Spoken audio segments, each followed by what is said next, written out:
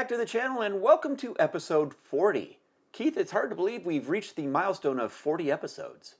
Wow, 40 episodes? Huh, I would have guessed it was a much larger number than that. You mean because we've covered so many topics? Yeah, let's go with that. Because we've covered so many topics. Something tells me that wasn't why you were thinking it was so many episodes more. But to move things along, we'll just go with that anyway. Probably a good idea. So I can't wait to show you what we're reviewing today. We actually used it to create the B-roll at the beginning of the episode. Yeah, okay, great. You know, I was actually going to talk to you about today's topic. I saw on the B-roll, on the intro, that you had some kind of slider thingy to review, but actually I had something different in mind. I have this really cool monopod that I was hoping to talk about today.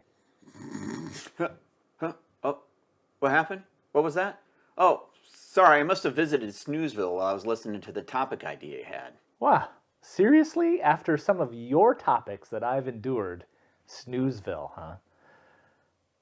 Actually, as I say that, Nessa is literally sleeping right now, so maybe it is kind of Snoozeville, but seriously, you have got to see some of the twists that my monopod has.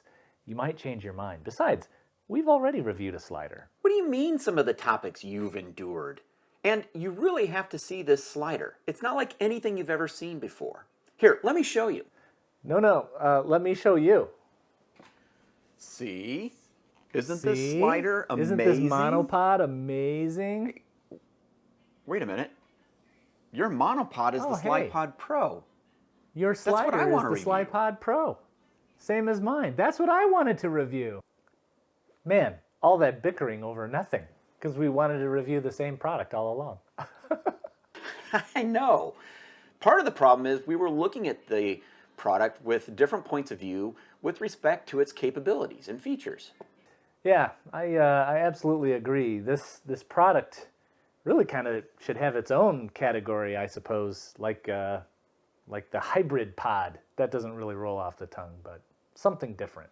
It definitely deserves its own category. So how about we dig into how this monopod differentiates itself from others and how you can use it as a fully functioning slider. Yeah, perfect. Well, let me get started with the monopod then. You know, I've had a few monopods in the past, but this is the first one I've ever had that has 3 detachable legs that, you know, I can leave them attached if I want and sort of fold them up, and it operates as a normal, you know, as a normal monopod would. Or I can move them into position, and it almost acts like a bit of a tripod because it can stand on its own, just like that. That's pretty special. Yes, I love the fact that it's sturdy enough to hold a camera while the feet are locked in the 90-degree position. Yeah, no, it's totally sturdy enough to do so.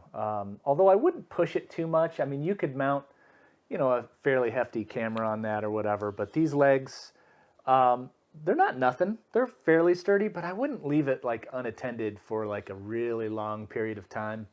Or if you did, maybe put some sandbags on this thing, but I don't know. It seems like if you were going to do that, you really should be using an actual tripod anyway, so. Of course, one of the benefits of the Slypod Pro over other monopods is its ability to raise the height of the monopod using the electric motors. So this is going to give you nearly 20 inches of travel in either the horizontal or vertical mode. Yeah, I love being able to do that. In fact, there are a couple of hardware buttons on here that you can use to control that, as well as the app, of course, has, you know, an even wider range of controls. And you can also do time-lapse, which is pretty sweet. The time increments range from, you know, fairly fast to so slow that you can barely perceive the motion at all. Later on, we'll put some numbers up on the screen to go through the actual specs. So along with being able to use that functionality while the Slypod Pro is mounted vertically, you can also connect this to a tripod using either the Arca Swiss plates that are built into the Slypod right here on both ends of the Slypod. And depending on the angle that you want to display that at and which connecting point you use, you know, you may actually want to connect a second tripod to the other plate that you're not using on your primary to get additional support and stability out of that arrangement. Yeah, that's a really good point, Bruce. I think that's something we learned the hard way, didn't we, when we had our earlier episode where we covered the slider. When this thing is telescoping and moving, it's going to change its center of gravity. So if you're mounting it horizontally or even at just some other angle, you're going to want to use potentially both of these available Arca Swiss mounts that are on the barrel.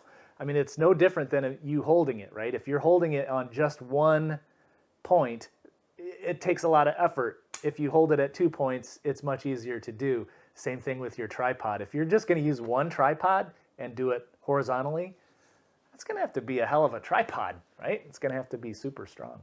Yeah, I've actually experienced that firsthand with a single tripod. So I've tried using the Slypod with an old video tripod that I have, and it's really sturdy, right? And I thought it had a pretty good locking mechanism, all of those things. But really, what I found is that the locking mechanism, although it seemed tight and secure for any camera that I owned, what I was finding is just all of that weight that the Slypod can put on that, and especially in those extreme angles, it would start to just drift a little bit.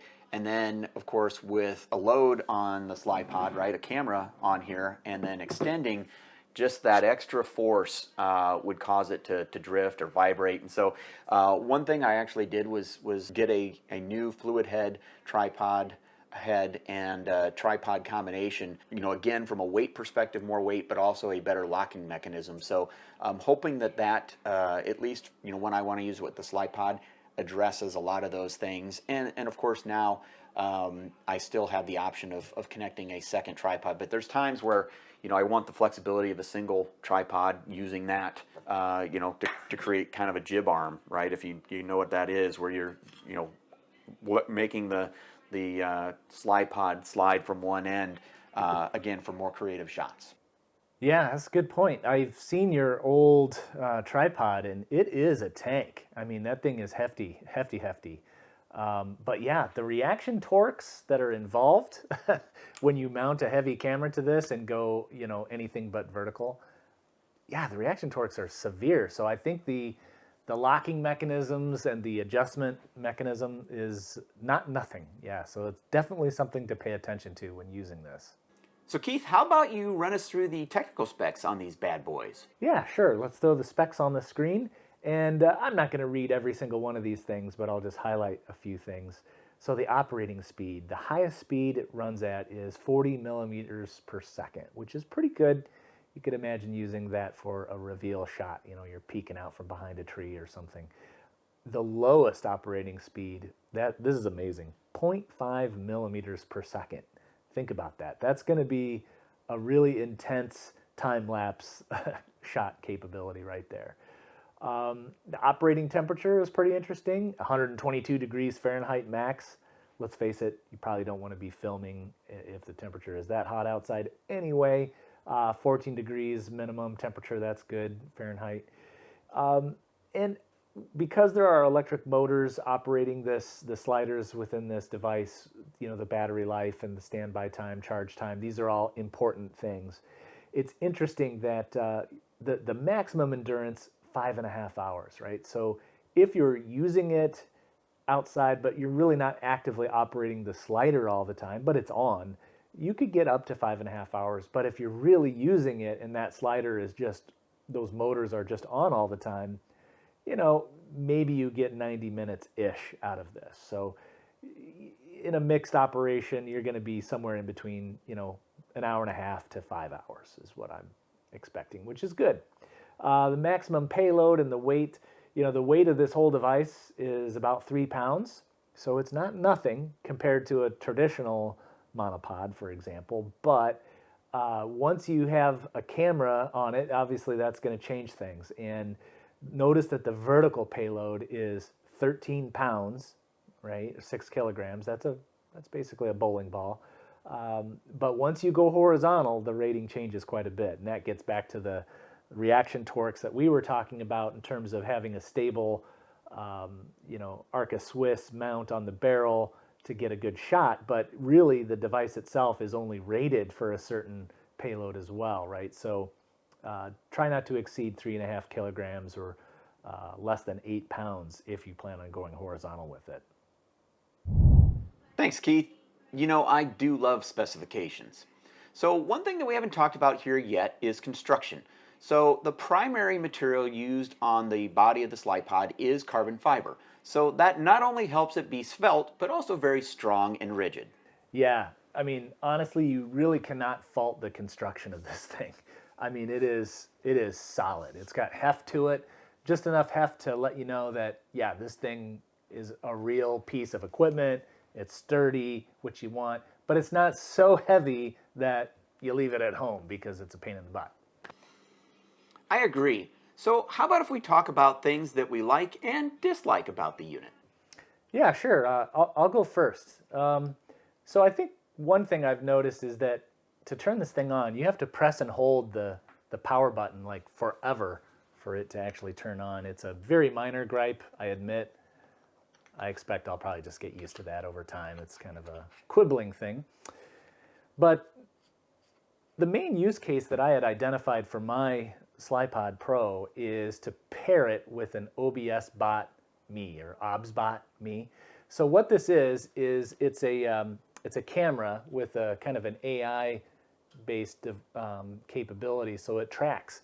So as I'm doing like a Microsoft Teams call or maybe a Facebook Messenger call, something like that, that this thing will follow. It will track my face and automatically pan the camera, which is nice because I could pair it with the, why isn't this working?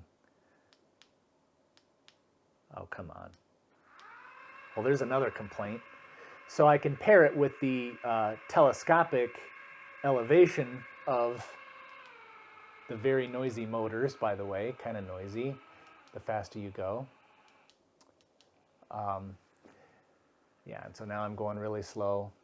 Yeah, so the problem with this is that I have to use the manual controls, and you can kind of see I was struggling there. I think it's because it's just a black rubber kind of toggle switch there, and the plus versus the minus, it's very hard to see in low lighting conditions what's the plus and what's the minus. So you're kind of doomed, I suppose, to fumble around with it.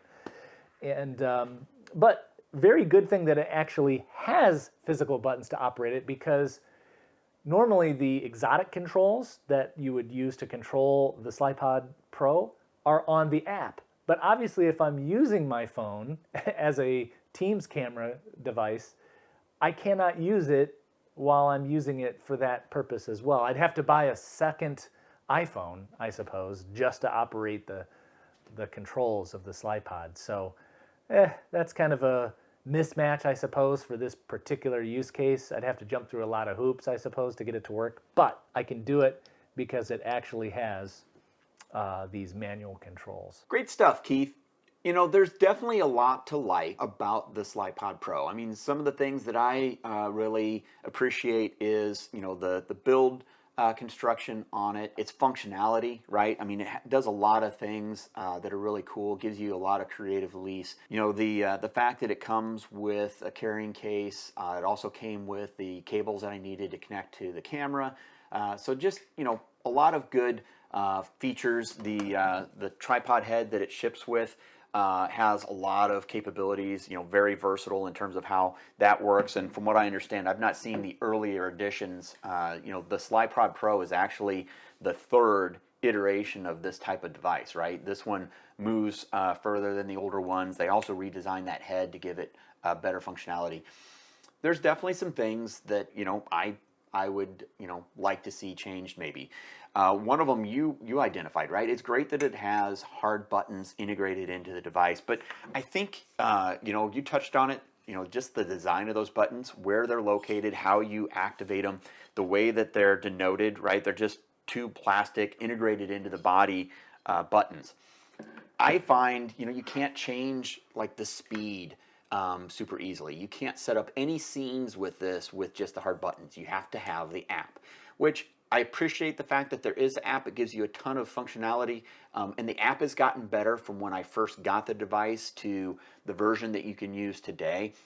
But the fact that, you know, to gain access to the advanced features requires the app. You ran into it, right? Where you have a, you know, an iPhone, and that iPhone is being used for another purpose. When I'm using a lot of different pieces of equipment, I've got so many apps that are contending for that space on the screen, and you typically can only use one at a time. So you got to choose, what are you going to use the app to control? And I've actually resorted to getting some refurbished iPods, right? I'm not an iPhone user, I'm an Android person. But so I got some iPods to be just small, you know, devices that will work on the appropriate operating system, and Apple seems to be the better match for the Slypod versus Android, just from an app compatibility perspective and functionality. And so, you know, those are things that really, you know, kind of challenge you when you're trying to use multiple devices. They all want the apps. This device is not alone in that problem. So, you know, with addressing the buttons, you know what I in a perfect world, and again, you know, you dream about things, what I'd actually like to see is maybe a full-featured remote that was somehow attached to the body, and you could actually remove it. So that way, if you wanted to use it while it's on the Slypod, you could, you know, access those controls, but maybe magnetic or lock-in, whatever kind of mechanism. Seems like there'd be some space to maybe give you a hard remote. And I know that seems super old school, but you know what? Sometimes the old school is the best school. It's you know, really gives you something that would be dedicated to that functionality, and you know, free your phone or your iPod, whatever you have, from that functionality. Yeah, I totally agree with you. The whole balance between what's on the app and what's available on the hardware is a whole thing, you know. And I did notice too about the hardware that I have my Slypod configured so that the buttons, the hardware buttons to operate it, are at the top, opposite of where the legs are.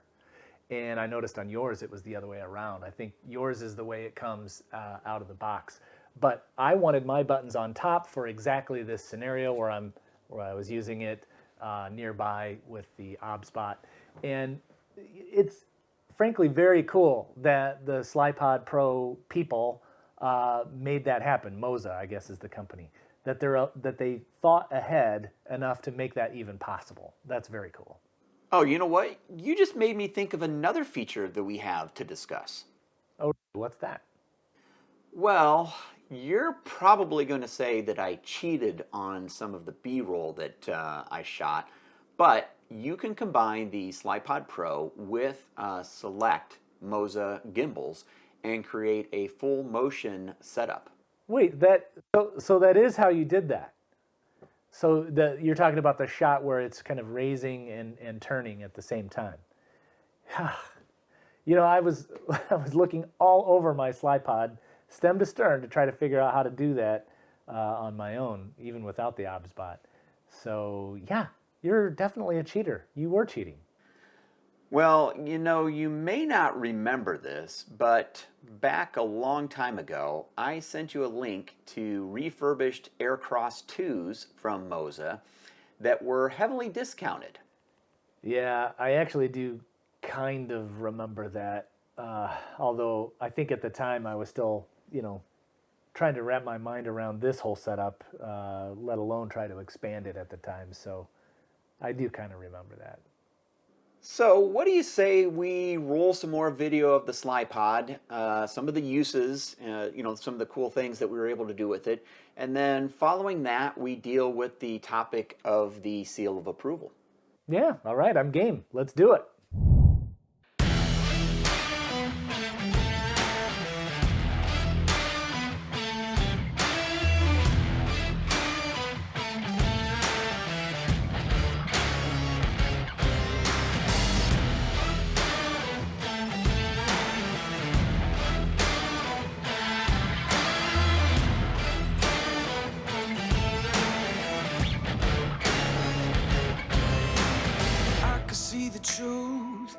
You don't have to lie to me. Don't fill your head with things and think you're free. I can smell the fear, I think you made it clear. Yeah, I could be rude, be in a mood, I could be rotten. I could be cool, mind like a fool, but never forgotten. Creeping in the dark, waiting for you. You won't like what you see. Yeah, I feel like a monster, and I'm just here to haunt you. I've become your nightmare, slipping in your dreams. I'm the definition of the worst kind of me. Yeah, I feel like a monster, and I'm just here to haunt you. I've become your nightmare, slipping in your dreams. I'm the definition of the worst kind of me. Yeah, I feel like a monster. Monster. Monster. So Keith, this is one of the few products that we both actually own. So, it gives us a unique opportunity to weigh in on our thoughts and the seal of approval status individually. So why don't we start with you? You can, give us your final thoughts and then the yay or nay on the seal of approval, and we'll see where we end up. Yeah, so my thoughts, I quibbled about some things with the hardware and the way the buttons worked. I'm going to say that is quibbling. It's definitely usable, and the build quality, which is a big thing for me, is off the chain. This thing is really good and very stable. And price is always a factor, right? I can't remember exactly. It was like 20 trillion Hong Kong dollars off the Kickstarter campaign. But I had bought some accessories with it as well. I think it's roughly $400. That's definitely more expensive than an impulse buy, but it's, again, very high quality and totally unique. I have nothing else like this remotely in my arsenal of things. So I'm very happy with this purchase. Definitely going to get a thumbs up from me at least. Fair enough, Keith. So here are my final thoughts and my seal of approval vote. So I really like a lot of the things that this device does and does well. It's extremely versatile. From the standard monopod perspective to being a monopod that you can put the feet down and then have it hold the camera hands-free, to being able to use it as a slider, to also combining it with a gimbal and turning it into a full motion setup. It just really gives you a lot of versatility and creativity options, especially again for the price you mentioned, right? We got it off Kickstarter for around $400. I think they sell new now online for around $500. So we got a kind of a nice deal from that perspective. So really, it's hard to beat. The few things that both of us, I think, have identified as little minor things like the app functionality and buttons. Really, they're things that we can work around. They're not a huge deal. We wouldn't be doing our jobs, if you will, if we didn't identify those things that we thought could be better about the device. But overall, I would say that this device has definitely earned my vote for a seal of approval. So that means 2 thumbs ups. Well, Nessa, there you go. We're good. I think we just have one more item to do for today. Oh, okay. What would that be? Yeah, so in honor of this being our 40th episode, we're going to review our parody video of the Matrix, the famous scene of the red pill, blue pill, which will give our viewers all the details they need in order to win a Dad's Talk Tech t-shirt. Okay, so here's the shirt Keith's referring to. You're going to get all the details on how to win that. And because we're going to roll that 2-minute and 30-second short to close the episode, we'll go ahead and sign off from here. By the way, I do have to say that this short was an absolute blast to record. I totally agree. So for Keith and Bruce, you'll see us next time on Dad's Talk Tech. Do you want to know what it is? There are shirts everywhere. They are all around us, even now in this very room. When you look out your window, or when you turn on this YouTube channel, they are there. You can feel them when you go to work, when you go to church, and when you pay your taxes. It is a shirt that has been pulled over your head to expose how technology works. tech? The technology is all around us. The technology you use every day. You are a consumer. You have been born into a prison of marketing plans and advertising. No one can be told what technology is good, but trusted advisors like us can guide consumers like you, breaking the shackles of marketing and freeing you to make wise purchases and informed decisions. This is your last chance. After this, there is no turning back. Take this bougie plaid shirt, and the story ends. You wake up in your bed and watch whatever channel you want to watch and believe whatever you want to believe. You subscribe to DadsTalkTech and you stay in Wonderland and you earn the chance to win this shirt, and we show you how deep the rabbit hole goes. Remember, all I am offering you is this shirt. And only if I live in the US or Canada? Correct, but you can still subscribe, just not win the shirt 30 days after we reach 1,000 subscribers. And now, we return to the episode. Yes, follow me